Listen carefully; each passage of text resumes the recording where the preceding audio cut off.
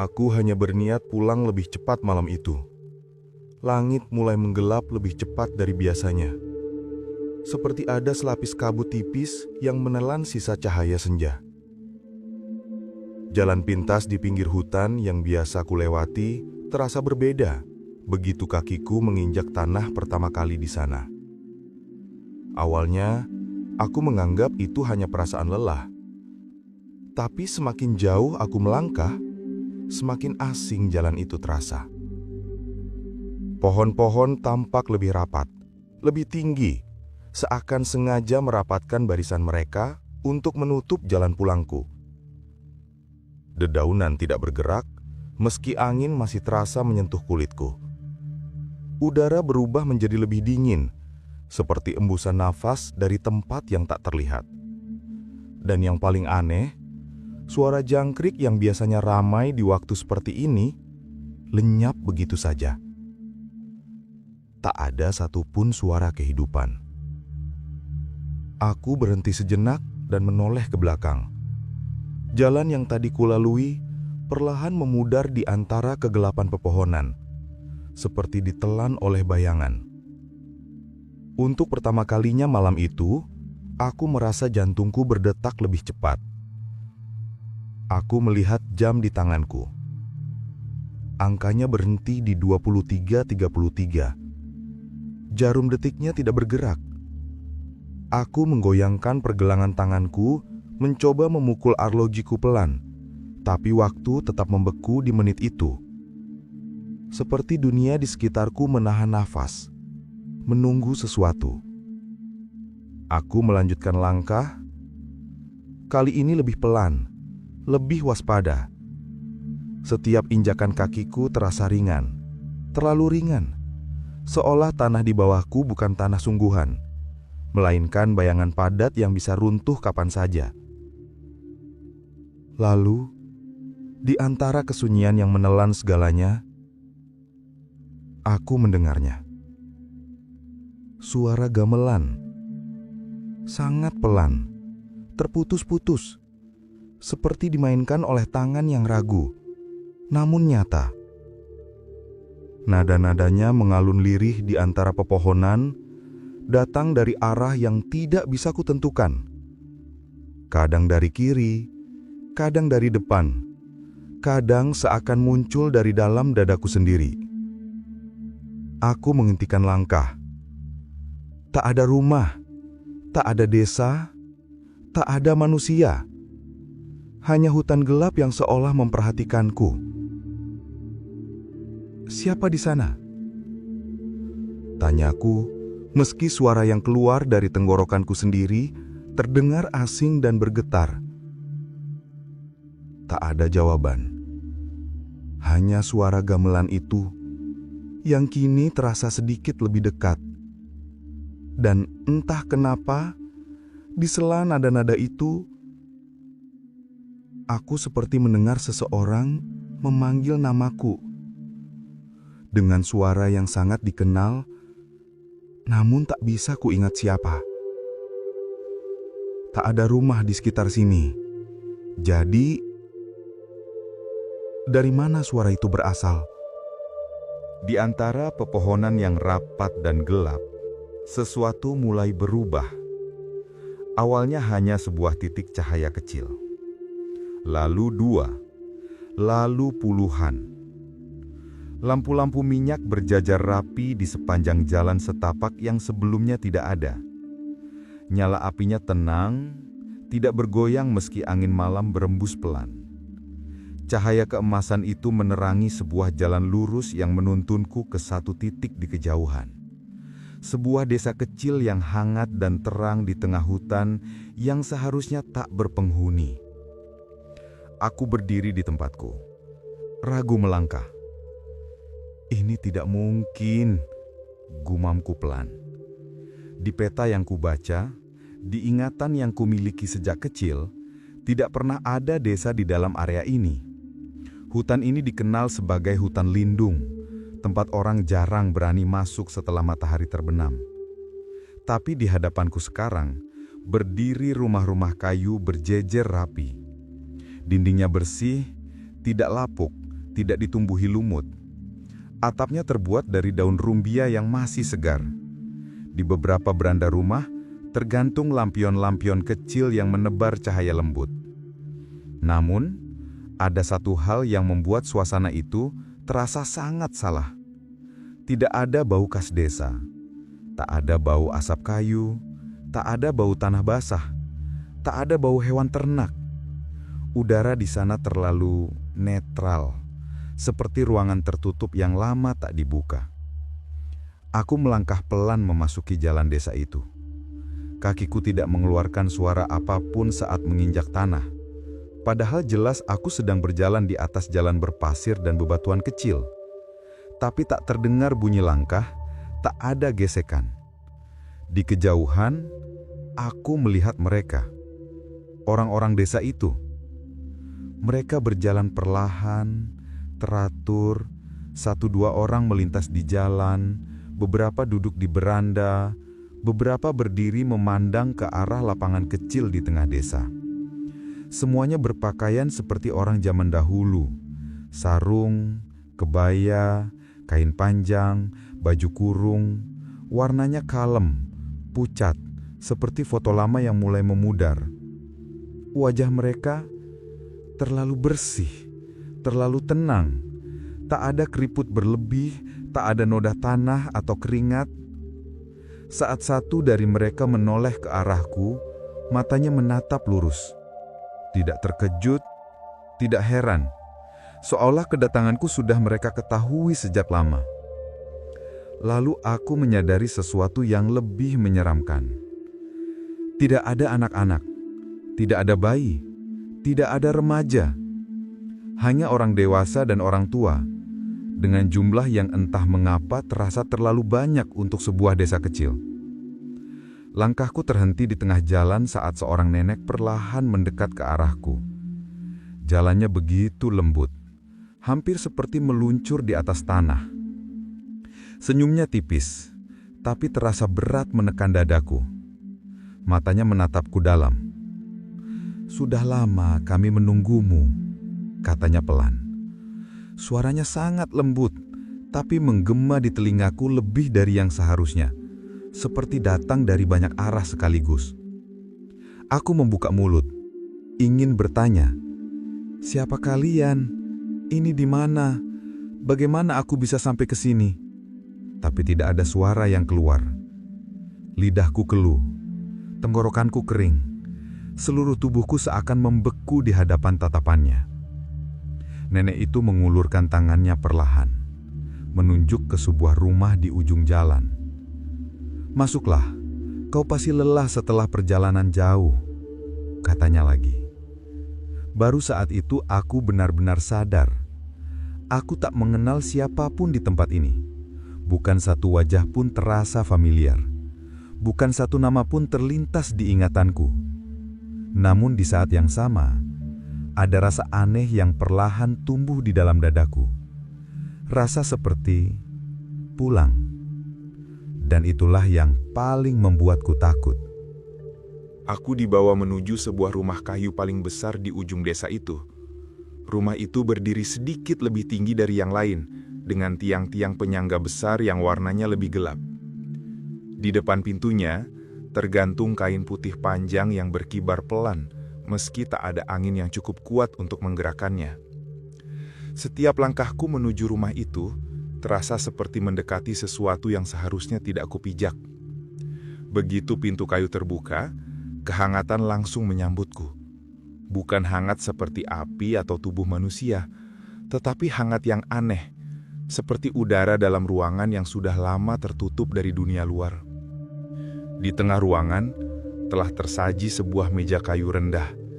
Di atasnya tertata rapi makanan yang tampak begitu nyata dan menggiurkan.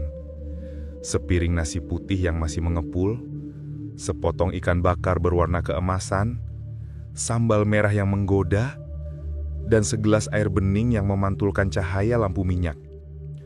Aromanya lembut, hangat, sangat menggoda. Perutku yang sejak tadi kosong tiba-tiba terasa perih menahan lapar. Seorang pria tua duduk di seberangku. Wajahnya penuh garis usia, tapi matanya sangat jernih. Terlalu jernih untuk manusia seusianya. Senyumnya tenang, tapi terasa berat. "Minumlah," katanya pelan. "Ini berkah dari desa kami. Semua tamu kami adalah kehormatan." Tanganku bergerak perlahan, hampir tanpa sadar, mendekati gelas itu. Uap halus mengepul di atas air seakan berbisik lembut memanggilku untuk meneguknya. Hanya sedikit saja, pikirku. Hanya seteguk. Namun tepat sebelum jariku menyentuh gelas itu, suara lama muncul di kepalaku. Suara almarhum kakekku. Jelas, tegas, seperti ia berdiri tepat di belakangku. "Kalau tersesat dan menemukan desa asing di tengah hutan, jangan makan, jangan minum, jangan menyentuh apapun, karena itu bukan manusia." Tubuhku menegang, tanganku gemetar, berhenti beberapa sentimeter di atas gelas itu. Butiran dingin merayap di punggungku. Aku menarik nafas panjang, lalu perlahan menarik kembali tanganku. Di ruangan itu, seketika suasana berubah. Udara yang tadi hangat, kini terasa lebih berat, lebih padat, seperti ada ribuan mata yang menatapku dari segala arah. Aku mengangkat kepala sedikit, dan di saat itulah aku melihat perubahan itu. Wajah pria tua di depanku tak lagi setenang tadi. Senyumnya masih ada, tapi kini terlihat terlalu lebar, tidak wajar. Sudut bibirnya seperti tertarik lebih jauh dari seharusnya. Kulitnya yang tadinya tampak manusiawi, perlahan terlihat lebih pucat, lebih tipis, seolah bukan lagi kulit, tapi lapisan tipis di atas sesuatu yang lain. Matanya, yang sebelumnya jernih, kini berubah menjadi lebih gelap. Bukan hitam, tapi kosong. Aku menoleh ke arah pintu. Sosok-sosok lain mulai berdiri di sana. Mereka tak bersuara, hanya berdiri memandangku. Senyum mereka sama persis, terlalu sempurna, terlalu seragam.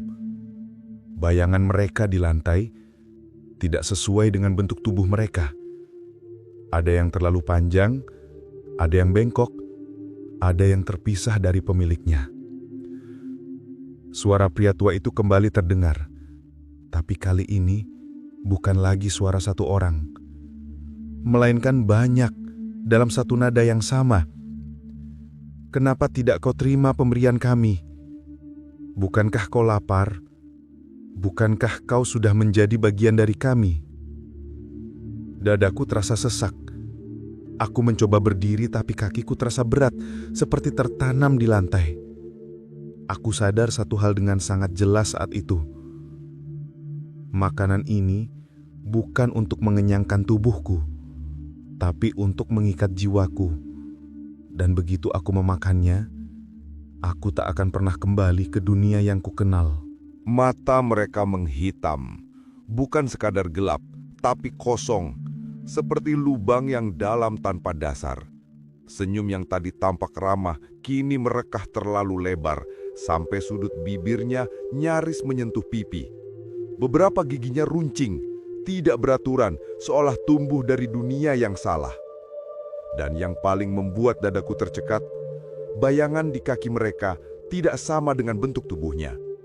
Ada yang bayangannya panjang seperti tanduk, ada yang tampak berkaki empat seperti binatang, ada pula yang tidak memiliki bayangan sama sekali. Lalu aku sadar, beberapa dari mereka tidak menapak tanah. Kain yang mereka kenakan melayang pelan seolah ditiup angin, padahal udara di dalam rumah itu mati. Tidak ada hembusan sedikit pun. Aku mundur satu langkah. Lantai kayu berderit keras di bawah kakiku. Semua kepala menoleh serempak ke arahku. Gerakan mereka terlalu sinkron, terlalu sempurna. "Kenapa berhenti?" Suara pria tua itu terdengar menggema dari segala arah. Bibirnya tidak bergerak, tapi suara itu masuk ke dalam kepalaku. "Kau tamu kami. Kami sudah menyiapkan semuanya untukmu." Aku melirik ke arah pintu. masih ada di sana.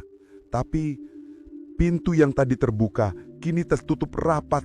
Kayunya menghitam seperti hangus berbakar.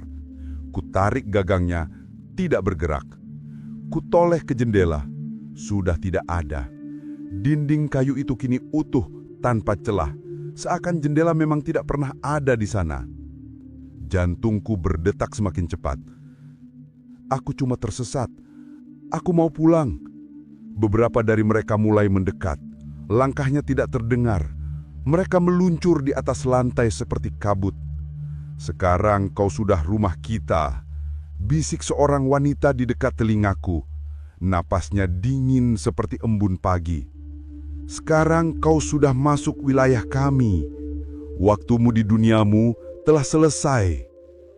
Semua suara menyatu menjadi satu gema yang panjang yang membuat kepalaku berdengung. Di sekelilingku, dinding mulai bergetar pelan. Lampu minyak yang menggantung di langit-langit berayun sendiri, lalu berubah menjadi api hijau yang berpendar aneh. Aku menutup mata, lututku hampir menyerah.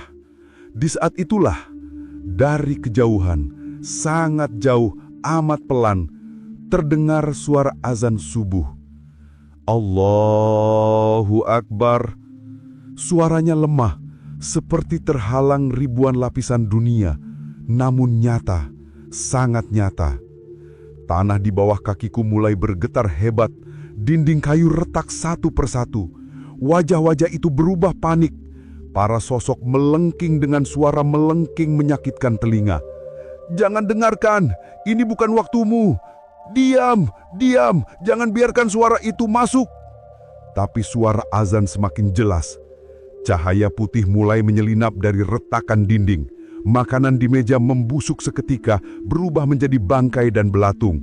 Bau amis memenuhi ruangan.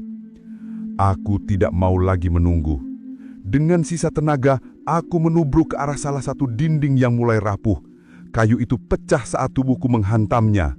Aku terlempar keluar.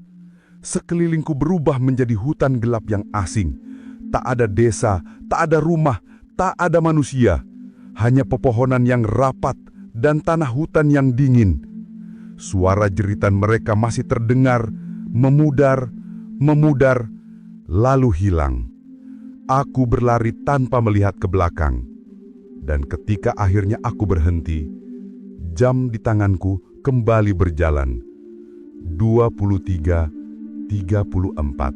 Aku terjatuh di tepi hutan saat cahaya pertama matahari pagi menyentuh kulitku. Embun membasahi wajah dan pakaianku. Nafasku tersengal, paru-paruku terasa terbakar, dan seluruh tubuhku gemetar, seolah baru saja melarikan diri dari mimpi buruk yang terlalu nyata. Di hadapanku, terbentang jalan setapak yang sangat kukenal. Jalan yang setiap hari kulewati. Jalan yang tadi malam, seperti lenyap dari dunia. Aku menoleh ke belakang. Hutan itu kembali tampak biasa. Pepohonan tidak lagi rapat atau menekan. Udara terasa hangat pelan-pelan. Suara jangkrik dan burung pagi mulai terdengar lagi. Seperti tidak pernah ada gangguan apapun. Seperti tak terjadi apa-apa.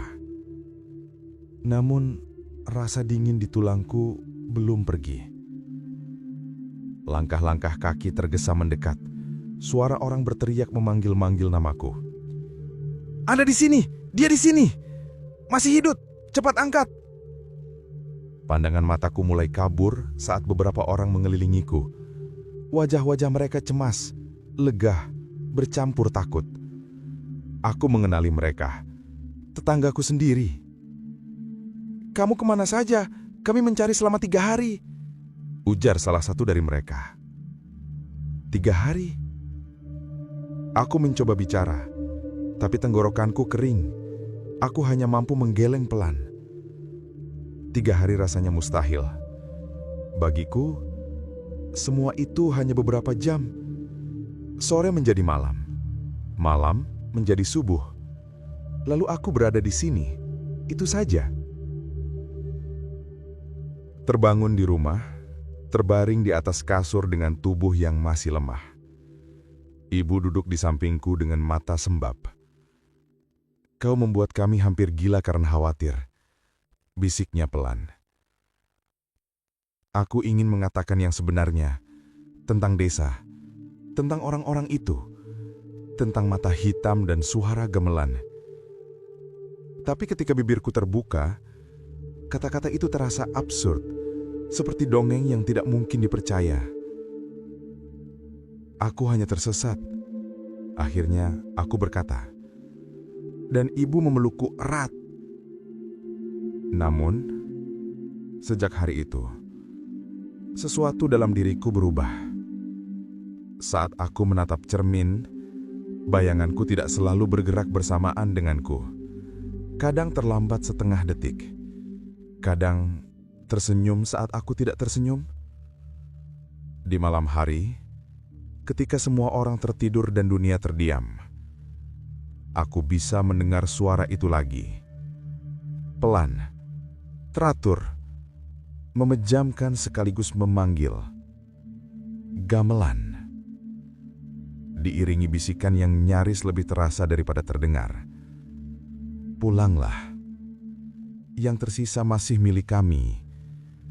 Kau belum sepenuhnya kembali." Aku menutup telinga dengan bantal, menarik selimut sampai ke kepala. Tapi suara itu tidak datang melalui udara. Ia datang dari dalam diriku sendiri. Aku mulai bertanya-tanya, apakah aku benar-benar berhasil lolos? Ataukah memang benar sebagian jiwaku telah tertinggal di sana, dan mereka perlahan-lahan sedang menagihnya kembali. Hari demi hari aku berusaha menjalani hidup dengan normal. Aku kembali bekerja, kembali tersenyum di depan orang lain, kembali bercanda seolah tidak terjadi apa-apa. Dari luar, semuanya tampak baik-baik saja. Tapi tubuh dan jiwaku tahu, ada yang tidak lagi sama. Setiap kali aku melewati cermin, pantulanku selalu terlambat setengah detik. Saat aku mengangkat tangan, bayangan di dalam cermin baru mengikutinya beberapa saat kemudian. Saat aku menoleh, bayanganku masih menatap lurus ke depan, seakan memiliki pikirannya sendiri. Dan yang paling mengerikan, terkadang ketika aku sudah pergi, bayangan itu masih berdiri di sana lebih lama dari seharusnya. Aku mulai menghindari cermin. Namun cermin bukan satu-satunya tanda. Di pergelangan tanganku, perlahan muncul sebuah garis tipis berwarna keunguan. Awalnya samar, seperti bekas tekanan. Tapi hari demi hari, makin jelas, makin gelap, membentuk sidik jari kecil yang mencengkeram pergelangan tanganku. Seperti tangan anak kecil. Saat ku sentuh, kulit di sekitarnya terasa jauh lebih dingin daripada bagian tubuhku yang lain. Bahkan ketika matahari siang terik menyengat, kulit itu tetap dingin, beku, seolah bukan lagi milikku sepenuhnya. Ibu sempat melihatnya. "Kenapa tanganmu seperti itu?" tanyanya pelan, cemas. "Aku juga tidak tahu," jawabku. Dan itu adalah kebenaran yang paling jujur. Malam hari menjadi waktu yang paling kutakuti. Aku mulai menghitung jam tanpa sadar. 21.00 masih aman. 22.00 jantung mulai gelisah. 23.00 tubuh mulai menegang. 23.33 semuanya kembali terasa sama. Tepat pukul 23.33, suara itu datang lagi. Pertama, hanya dentingan halus, seperti besi yang saling bersentuhan pelan. Lalu menyatu, mengalun perlahan, teratur, seperti upacara yang sedang dimulai di tempat yang tak bisa kulihat. Gamelan, bukan dari luar jendela, bukan dari dalam dinding, melainkan dari dalam kepalaku sendiri. Setiap nada terasa berdentum di dalam tulang, Di balik mata, di ujung jariku, di dalam bekas ungu itu. Bersamaan dengan itu, bisikan mulai terdengar. Hampir lembut, hampir penuh rindu. Kau sudah terlalu lama di sana. Kami menunggumu pulang. Yang ditinggalkan mulai membusuk. Aku menutup telinga sekuat mungkin. Tapi suara itu menembus daging, menembus pikiran. Kasur di bawah tubuhku terasa semakin ringan. Seolah-olah aku tidak sepenuhnya menempel di dunia ini. Di detik-detik tertentu, aku bahkan merasa setengah tubuhku telah berada di tempat lain. Dan yang paling menakutkan, di dalam diriku ada bagian yang merindukan suara itu. Seperti mendengar kembali kampung halaman, seperti dipanggil pulang ke tempat yang dulu sudah kuanggap rumah. Aku menatap perdenangan tanganku yang kini semakin menghitam. Lalu aku berbisik, hampir tanpa sadar. Kalau memang sebagian jiwaku tertinggal di sana, apa yang sedang terjadi pada bagian yang masih hidup di sini? Tak sanggup menahannya lebih lama, akhirnya aku memberanikan diri mendatangi seorang tetua desa yang tinggal tak jauh dari batas hutan itu. Rumahnya kecil, berdinding anyaman bambu, dikelilingi tanaman liar dan asap dupa tipis yang terus mengepul dari sebuah tungku tanah liat. Banyak orang memanggilnya orang pintar, sebagian menyebutnya dukun. Sebagian lagi hanya bilang dia orang yang tahu terlalu banyak. Begitu aku tiba di depan rumahnya, pintu sudah terbuka sedikit, seolah ia memang sudah menungguku datang. Padahal, aku belum pernah ke sana sebelumnya. "Aku sudah tahu kau akan datang," ujarnya sebelum aku sempat mengucap salam.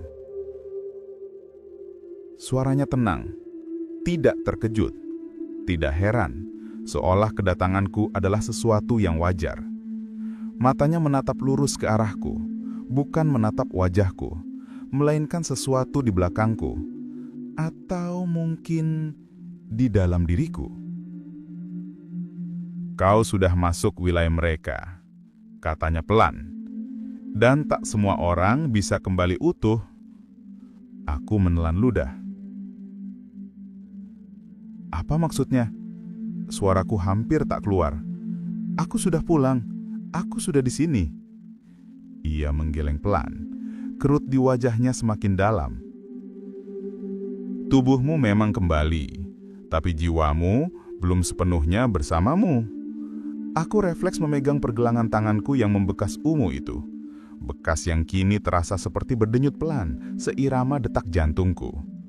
Sebagian masih tertahan di alam mereka, dan mereka tidak suka kehilangan apa yang sudah mereka sentuh. Angin tiba-tiba berembus melewati halaman rumahnya, membuat daun-daun kering bergerak pelan. Di telingaku seperti ada gema-gamelan yang sangat jauh, hampir tidak terdengar. "Setiap malam, tepat di waktu yang sama, mereka memanggilmu, bukan?" Lanjutnya. Aku mengangguk perlahan. 23.33. Tetua itu menghela nafas panjang. Wajahnya berubah lebih serius. "Itu bukan waktu sembarangan. Itu batas tipis antara dua dunia. Saat tirai paling lemah, saat yang sudah setengah pergi paling mudah ditarik kembali." Dada terasa semakin sesak. Apa yang harus kulakukan? Aku tidak mau kembali ke sana. Ia bangkit perlahan, lalu masuk ke dalam rumah. Tak lama kemudian ia kembali membawa sebungkus daun kering yang terikat kain lusuh dan seutas benang hitam yang tampak sudah sangat tua. "Ini bukan jimat. Ini hanya pengingat untuk jiwamu." Ia menyerahkan benda-benda itu ke tanganku. "Daun ini simpan di bawah bantalmu. Jika panggilan itu datang lagi, aromanya akan menahan sebagian kesadaranmu di sini." Ia lalu mengikatkan benang hitam itu di pergelangan tanganku, tepat di atas bekas ungu tersebut.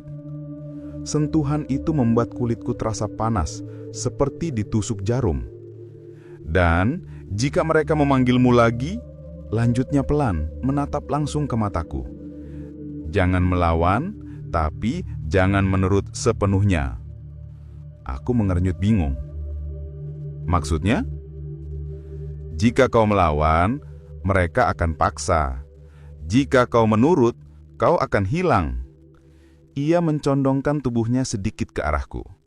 Nanti akan ada saat di mana kau berdiri di antara dua dunia. Di sana kau harus memilih. Saat itu, dengarkan satu hal saja. Apa? Suara azan, jawabnya singkat. Itulah satu-satunya suara yang tidak berasal dari dunia mereka. Aku terdiam. Ia lalu menambahkan dengan nada lebih pelan, hampir seperti bisikan. Dan ketika waktunya tiba, pulangkan apa yang bukan milikmu. Kalimat itu membuat tengkukku merinding hebat. Maksudnya? Tapi kali ini, dia tidak langsung menjawab. Ia hanya menatap pergelangan tanganku yang kini terikat benang hitam, lalu menatap ke arah hutan yang terlihat dari sela-sela pepohonan. Kalau kau sudah tahu jawabannya nanti, berarti waktunya telah tiba. Aku berjalan pulang dalam diam memikirkan kalimatnya terus-menerus. Pulangkan apa yang bukan milikmu. Entah kenapa saat aku melewati kaca jendela di sebuah rumah, aku melihat pantulanku lagi. Seperti biasa, terlambat sepersekian detik. Tapi kali ini, bayanganku tersenyum tipis padaku terlebih dahulu. Dan aku yakin, itu bukan aku. Malam berikutnya, badai datang tanpa hujan. Tidak ada angin yang merobohkan dahan, tidak ada petir yang membelah langit. Tapi udara terasa berat, menekan, seolah langit turun beberapa jengkal lebih dekat ke atap rumah. Aku tertidur, dan tiba-tiba terbangun. Namun, bukan di kamarku. Tidak ada dinding, tidak ada ranjang, tidak ada suara kipas tua yang biasa menemani malam. Aku berdiri di depan gerbang desa itu lagi. Gerbang yang dulu kusentuh dengan ragu, gerbang yang dulu membuatku ingin lari. Kali ini terbuka lebar. Dan desa Bunian itu lebih terang, lebih hidup, lebih sempurna dari yang pernah kulihat. Lampu-lampu kecil melayang di udara tanpa tali. Rumah-rumah berkilau seperti terbuat dari embun yang mengeras. Jalanan bukan lagi tanah, melainkan seperti kaca hangat yang memantulkan kakiku. Dan suara. Suara tawa, suara langkah, suara kehidupan yang begitu ramai, namun tanpa satupun kata yang bisa kumengerti sepenuhnya. Puluhan, mungkin ratusan pasang mata menatapku. Mereka berdiri di kiri kanan jalan, di atas atap, di balik jendela tipis yang bergoyang meski tidak ada angin. Semua tersenyum. Namun di balik senyum itu, ada sesuatu yang lapar. Itu waktunya kau kembali sepenuhnya. Suara itu menggema, bukan dari satu mulut, tapi dari seluruh desa. Dari tanah, dari udara, dari dalam dadaku sendiri. Kau telah diberi rasa dunia manusia. Dan kini kau akan diberi takdirmu yang sebenarnya. Kau adalah milik kami yang tersisa. Tanpa kusadari, kakiku mulai melangkah maju. Aku mencoba berhenti, mencoba menahan lututku dengan tangan sendiri. Tapi tubuh ini bukan lagi milikku. Setiap langkah terasa ringan namun pasti. Seperti ada tangan-tangan tak terlihat yang menuntunku perlahan. Di tengah desa, berdiri bangunan yang dulu tidak pernah ada. Megah, diam, sunyi di antara keriuhan. Bukan istana besar seperti dalam dongeng. Lebih seperti tempat yang dipersiapkan hanya untuk satu jiwa. Pintu tinggi tanpa ukiran. Jendela-jendela panjang seperti mata yang menunggu terbuka. Dindingnya memantulkan bayanganku, tapi bayanganku tampak lebih utuh di sana. Lebih nyata daripada diriku sendiri. Itu tempatmu, rumahmu yang sebenarnya. Aku berhenti tepat di depan pintu itu. Tiba-tiba terdengar suara lain. Bukan bisikan mereka, bukan gemelan dari dalam kepalaku, melainkan suara azan sangat jauh, sangat pelan, seperti datang dari dunia lain yang hampir kulupakan. Dadaku sesak, tanganku gemetar, bekas ungu di pergelangan tanganku terasa terbakar.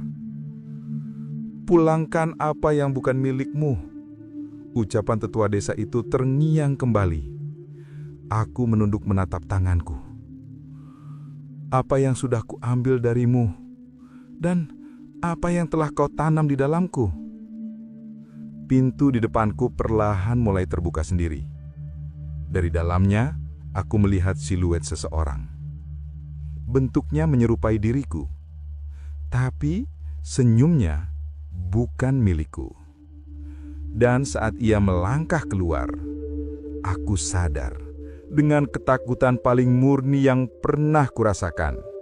Yang selama ini tertinggal di desa ini bukan jiwaku, melainkan diriku yang sebenarnya. Dan yang hidup di dunia manusia hanyalah bayangan yang diberi waktu pinjaman. Di dalam bangunan itu, udara terasa berbeda, lebih ringan, namun juga lebih pekat. Seperti tempat yang tidak sepenuhnya terikat ruang dan waktu. Di tengah ruangan yang luas tanpa sudut pasti, berdiri sosok perempuan itu. Cantik, tapi jelas bukan manusia. Kulitnya pucat berkilau seperti mutiara yang terkena cahaya bulan. Rambutnya hitam panjang, jatuh hingga menyentuh lantai tanpa pernah benar-benar menyentuh tanah. Gaunnya seolah terbuat dari kabut tipis dan cahaya, bergerak perlahan mengikuti irama yang tak bisa kudengar. Tapi yang paling membuatku terpaku adalah matanya. Matanya bercahaya samar, seperti rembulan yang terperangkap di dalam dua bola kaca. Ia menatapku, bukan seperti orang asing menatap tamu, melainkan seperti seseorang yang telah menungguku sangat lama. "Kau bukan tersesat," katanya lembut. "Kau dipilih." Suaranya bukan sekedar suara. Ia meresap ke dalam kepala, mengalir di antara kenangan, menyentuh bagian-bagian yang bahkan tidak kuingat pernah ada. Ia melangkah mendekat. Setiap pijakannya tidak menimbulkan suara, namun tanah di bawah kakiku bergetar pelan mengikutinya. Saat jaraknya tinggal satu langkah dariku, ia mengangkat tangannya perlahan dan menyentuh dahiku dengan ujung jarinya yang dingin. Tiba-tiba, dunia runtuh. Bukan hancur, namun terbuka. Ingatan yang telah lama terkubur kembali menyembur keluar. Aku melihat diriku sendiri, jauh lebih kecil, masih kanak-kanak, berlari tanpa arah di tepi hutan, mengejar sesuatu yang tidak pernah tertangkap, menertawakan bayangan sendiri, masuk terlalu dalam hingga suara ibu tak lagi terdengar. Lalu, aku melihat gerbang itu, masih lebih sederhana, tapi sama persis. Aku masuk dengan rasa ingin tahu, bukan ketakutan. Penduduk bunian itu tidak menatapku dengan lapar. Mereka menatapku dengan gembira. Aku bermain bersama anak-anak mereka, menyentuh bunga yang bercahaya, meminum air yang membuat tubuhku terasa ringan seperti kapas. Dan di tengah semuanya, perempuan itu bukan muda, lebih bersinar. Ia berlutut di hadapanku, tersenyum. "Kau boleh kembali ke duniamu," katanya waktu itu. "Tapi suatu hari nanti, saat kau dewasa, kau akan kembali ke sini." Lalu, aku kecil mengangguk, polos, tanpa mengerti arti janji. "Aku janji," ucap bocah itu dengan suaraku sendiri. Ingatan itu pecah. Aku kembali berdiri di hadapannya. Kini semua masuk akal. Itulah sebabnya mereka menungguku. Itulah sebabnya jalanku selalu mengarah kembali ke hutan itu. Itulah sebabnya sebagian diriku selalu merasa bahwa aku tidak sepenuhnya milik dunia manusia. "Kami hanya menagih janji," ucapnya pelan, menatap lurus ke dalam mataku. Jika kau tinggal, kau akan abadi di sini. Tak ada sakit, tak ada tua, tak ada kehilangan. Di belakangnya, dinding seolah memudar, memperlihatkan bayangan kehidupan yang bisa kumiliki. Aku berjalan di desa itu tanpa pernah lelah. Aku tertawa tanpa pernah sedih. Aku hidup tanpa pernah melihat kematian, godaan yang penuh. Namun, dari kejauhan, terdengar suara lain, pelan, namun menembus segalanya. Azan subuh. Tipis, tapi nyata. Seperti satu-satunya tali yang masih menghubungkanku pada dunia tempat ibuku tinggal. Tempat namaku masih dipanggil. Tempat luka dan bahagia terasa nyata. Aku tersentak. Teringat kata-kata tetua desa. Teringat benang hitam di tanganku.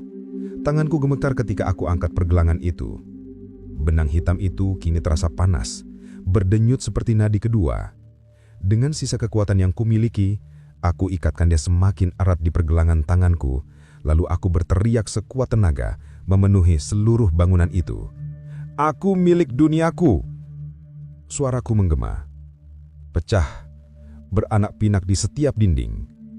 Cahaya mulai berpendar liar. Warna-warna indah menjadi retakan terang yang menyakitkan mata. Lantai bergetar hebat, atap seperti terbelah oleh garis-garis sinar putih. Sosok perempuan itu mundur satu langkah.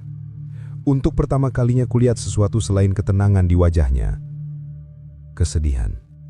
Atau mungkin, bisiknya lirih hampir tak terdengar di antara gemuruh. Dunia yang selama ini memiliki kamu justru bukan milik asalmu. Aku jerit sekali lagi. Menarik benang itu seolah ingin mencabut sesuatu dari dalam diriku sendiri. Di luar bangunan, desa mulai runtuh seperti pantulan di permukaan air yang diguncang batu. Rumah-rumah pecah menjadi cahaya, langit terbelah, tanah terbuka di bawah kakiku. Dan di tengah kehancuran itu, aku melihat diriku yang lain, yang asli, menatapku dari kejauhan. Wajahnya tidak marah, hanya pasrah. Seolah tahu salah satu dari kami memang harus menghilang. Lalu semuanya menjadi putih, kosong. Dan di kehampaan itu, aku jatuh. Dan jatuh. Dan jatuh. Menuju dunia yang tidak lagi pasti akan menerimaku kembali. Aku terbangun di tepi hutan. Lagi. Tanah di bawah tubuhku lembab oleh embun pagi. Kabut menggantung rendah di antara batang-batang pohon. Untuk sesaat, kupikir semua itu hanya mimpi buruk yang terlalu panjang. Hanya sisa rasa dingin di pergelangan tanganku dan detak jantung yang belum kembali normal. Namun ketika aku duduk perlahan dan menatap sekeliling, sesuatu terasa berbeda. Jalan tanah yang dulu sempit, kini telah berubah menjadi jalan berbatu rapi. Di kejauhan, tampak tiang listrik berdiri tegak. Kabel-kabel menjulur seperti urat nati baru bagi desa yang dulu terasa sepi dan terpinggirkan. Aku berdiri dengan kaki gemetar. Kebun di sekitarku telah berubah menjadi deretan rumah yang lebih modern. Beberapa memiliki jendela kaca besar. Ada pagar besi. Ada suara mesin air dan televisi dari kejauhan. Semua terasa asing tapi, anehnya, masih berada di tempat yang sama. Seolah waktu berlari sendiri, meninggalkanku di belakang. Beberapa orang melihatku dari kejauhan. Bisik-bisik mulai terdengar.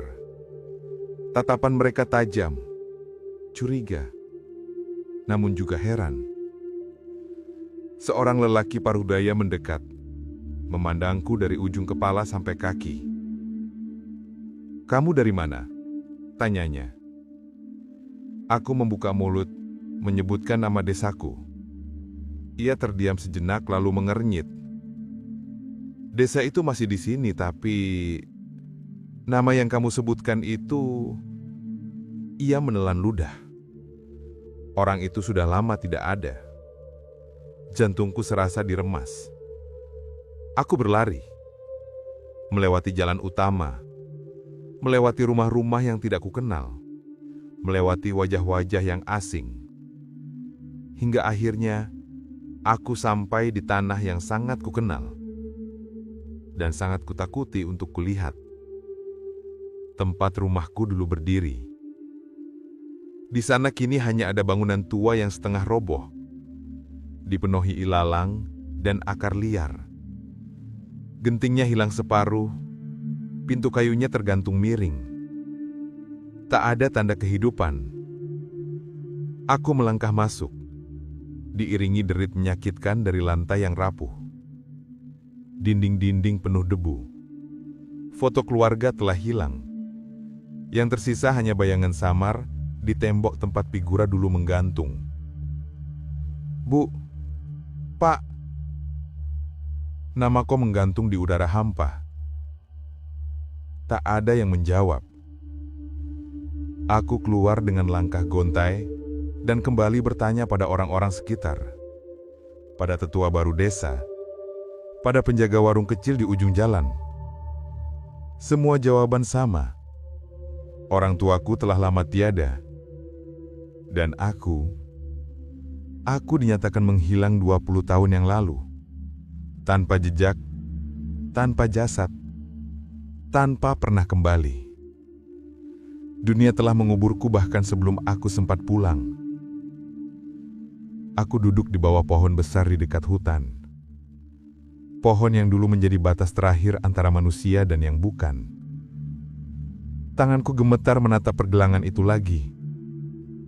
Garis keunguan itu masih ada. Kini lebih samar, tetapi belum pernah benar-benar menghilang.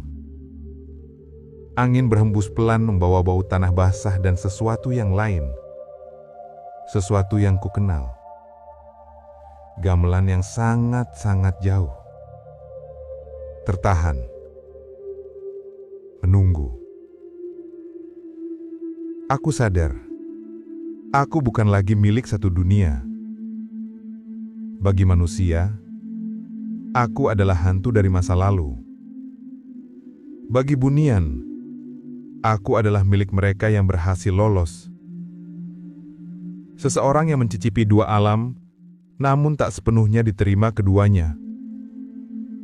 Dan sampai sekarang, setiap malam pukul 23:33, saat aku berdiri di depan cermin, pantulanku tetap terlambat sepersekian detik. Dan ketika ruangan sudah benar-benar sunyi, bayangan itu tersenyum lebih dulu dariku. Lalu ia berbisik, dengan suara yang sangat kukenal. Suatu hari, kau akan harus memilih lagi. Dan entah kenapa, aku tidak lagi yakin aku akan menolak saat hari itu tiba.